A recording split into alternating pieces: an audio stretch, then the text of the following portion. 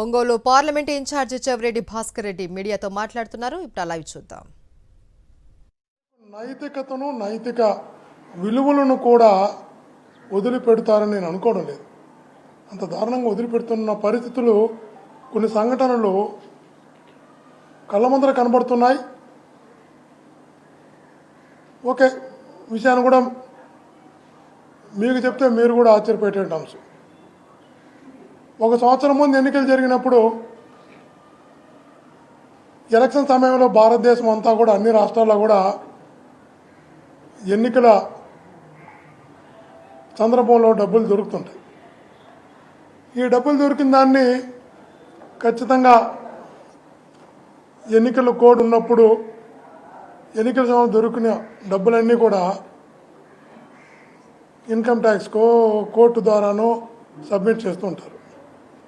అన్ని పార్టీలలో కూడా దొరుకుతుంటాయి, కొందరు వ్యాపారస్తులు దొరుకుతుంటాయి. ఎన్నికల సంవత్సరం ముందు ఎక్కడో తెలంగాణ బార్డర్లో కొంత అమౌంట్ 8 కోట్ల ఎంతో దొరికిందని ఎన్నికల కమిషన్ చీజ్ చేస్తే ఆ డబ్బు గల అతను ఆ డబ్బులో హక్కుదారుడు ఐ థింక్ నేను చూశాను, పేపర్లని స్టడీ చేశాను. 8వ తారీఖు దొరికితే అతను 9వ తారీఖే కమిషనర్ ఆఫ్ పోలీస్ దగ్గరికి వెళ్ళున్నాడు. కమిషనర్ ఆఫ్ పోలీస్ దగ్గరికి వెళ్ళి సిపి గారికి రిటర్న్గా లెటర్ పెట్టున్నాడు. నేను అలా పలానా వ్యాపారం చేస్తా, పలానా దగ్గర డబ్బులు తెచ్చుకున్నా, నా డబ్బులు మీరు సీజ్ చేశారు, రాజకీయాలతో నాకు సంబంధం లేదు, నా డబ్బులు నాకు ఇవ్వండి అని సిపి గారికి లెటర్ పెట్టున్నాడు. ఆ తర్వాత ఇన్కమ్ ట్యాక్స్కి లెటర్ పెట్టున్నాడు. ఇన్కమ్ ట్యాక్స్ రిసీవ్ చేసుకున్న కాపీలు చూసాను అడ్వకేట్ ద్వారా, వాళ్ళ అడ్వకేట్ ద్వారా తెప్పించాం. తర్వాత కోర్టుకి వెళ్ళున్నాడు, కోర్టులో రిట్ వేసున్నారు, కోర్టులో అడ్మిట్ అయింది, వాయిదాలు జరుగుతున్నాయి. తన డబ్బులను 1 సంవత్సరం నుంచి కోర్టులో నడుస్తున్నది కేసు, కోర్టు జడ్జిమెంట్ కూడా ఉన్నది. అంటే చదివాడు ఈరోజు ఇది ఒక పేపర్లో వచ్చిన తర్వాత అదేదో మనకి ఎక్కడెక్కడికో లింక్ కలపాలనేటువంటి ఒక దుర్మార్గమైన ఆలోచన వీళ్ళు చేస్తున్నారని తెలిసినప్పుడు దీని కథా కమ్యూనిస్ ఏందో చూద్దామని కోర్టులో నడుస్తున్నది కేసు కూడా. ఇప్పుడు పోలీస్ డిపార్ట్మెంట్ 1 సంవత్సరం రోజుల తర్వాత, 1 సంవత్సరం రోజులేమి ఇంత పెద్ద పోలీసు వ్యవస్థకు ఎవరిదని తెలియకుండా పోలా, 1 సంవత్సరం తర్వాత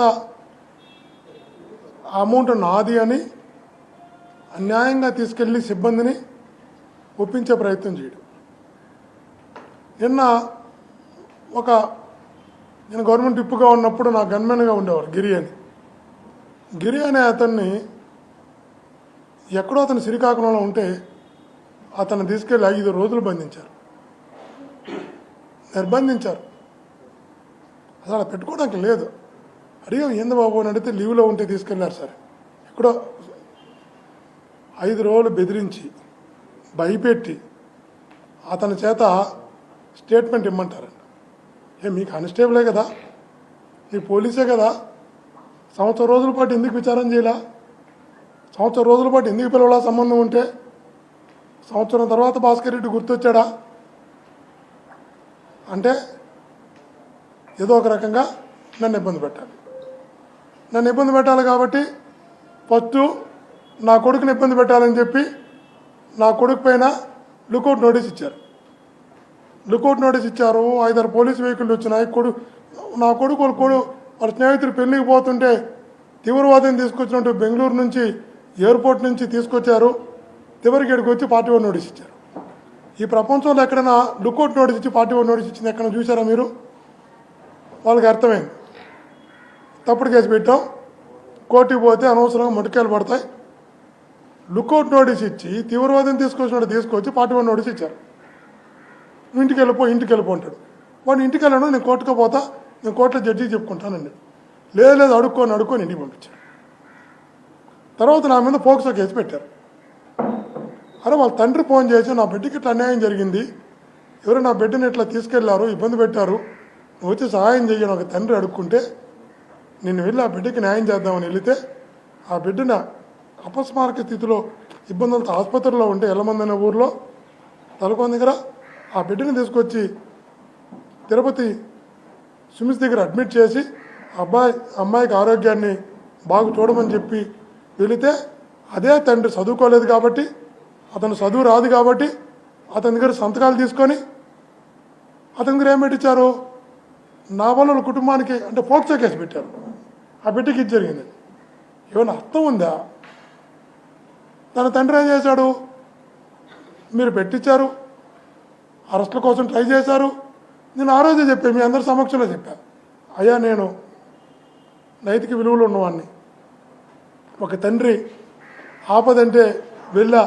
శత్రువైనా వెళుతా నేను ఆపదంటే నా మనస్తత్వం అది అయితే మంచి చేయడానికి వెళితే నా మీద పోక్సో కేసు పెడతారా తప్పుడు కేసు పెట్టారు కాబట్టి నేను యాంటిసిపేటర్ కూడా పోను ఎక్కడికి వెళ్ళను ఇట్లాగే ఉంటా దేవుడు చూస్తున్నాడని అరెస్ట్ చేసుకోమని చెప్పి ఈరోజుకి అట్లాగే ఉండు చేసుకోమని చెప్పి అరెస్ట్ తర్వాత వాళ్ళ తండ్రి రియలైజ్ అయ్యి సాక్షాత్ మీ ప్రెస్ ముందరికే వచ్చి నా బిడ్డను రక్షిస్తే నా బిడ్డకి మంచి చేయమని నేను కోరితే అతను వస్తే నేను చదువుకోలేదు కాబట్టి నా దగ్గర సంతకాలు తీసుకొని భయపెట్టి బలవంతం పెట్టి నా దగ్గర ఇచ్చేసి మీరు మంచి చేసిన వ్యక్తి మీద కేసులు పెడతారా ఇది పాపం కదా అని భార్య భర్త ఇద్దరు ఆ పిల్ల పాప తల్లిదండ్రులు ఇద్దరు వచ్చి ప్రెస్ ముందర చెప్పడమే కాకుండా హైకోర్టుకి వెళ్ళి రిట్ కూడా వేశారు హైకోర్టులో అఫిడవిట్ కూడా వేశారు మా చేత ఇలా తప్పుడు కేసు పెట్టించారు పోలీసులు అని ఫస్ట్ ఏమో నా కొడుకులు కోర్టు నోటీస్ ఇచ్చారు